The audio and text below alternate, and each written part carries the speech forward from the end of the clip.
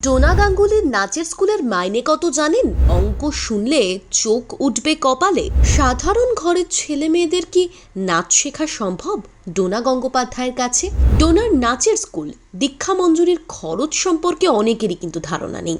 সৌরভ গাঙ্গুলির স্ত্রী ডোনা গঙ্গোপাধ্যায়ের নাচের স্কুলে অনেকেই নাচ শিখতে চান, কিন্তু ঠিক কত টাকা মাইনে, ভর্তির জন্য কত খরচ, আর মাসে মাসেই বা কত টাকা দিতে হয় সেই সম্পর্কে কিন্তু অনেকেই জানেন না।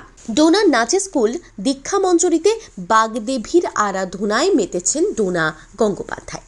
নৃত্যশিল্পী ডোনা গঙ্গোপাধ্যায় তার মা ও মেয়ে সানাকে নিয়ে ছবি পোস্ট করেন সোশ্যাল মিডিয়ায়। আলাদা করে হলুদ রঙের শাড়ি পরানো নাচের স্কুলের সরস্বতী মূর্তিটির ছবিও পোস্ট করেন ডোনা। মূর্তিটির চারপাশে সুন্দর করে দেওয়া আলপনার ছবিও পোস্ট করেন তিনি। সত্যি কি দীক্ষা মঞ্জুরিতে অ্যাডমিশন নেওয়া মধ্যবিত্তর পক্ষে সম্ভব?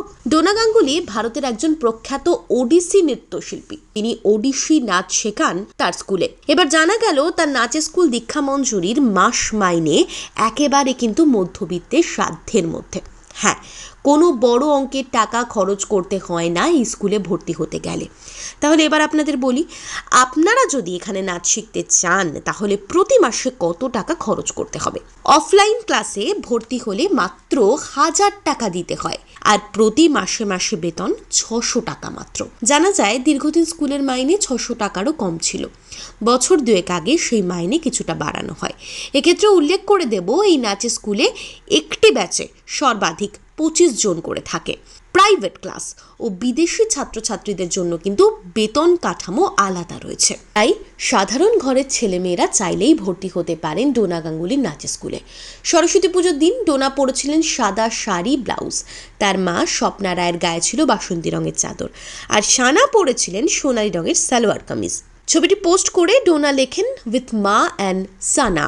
প্রত্যেক বছরের মতো এবারও ডোনা গঙ্গোপাধ্যায়ের নাচের স্কুল দীক্ষা মঞ্জুরিতে সরস্বতী পুজো হলো। মা স্বপ্না রায় এবং মেয়েকে নিয়েই ছবি তোলেন সৌরভ গঙ্গোপাধ্যায়ের স্ত্রী।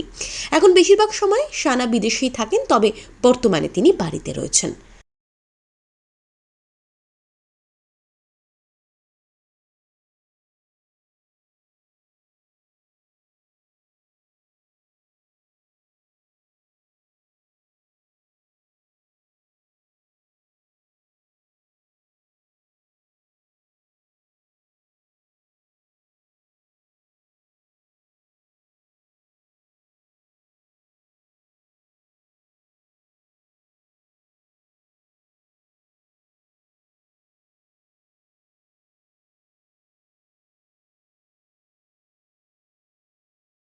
Bureau report, Bengal live.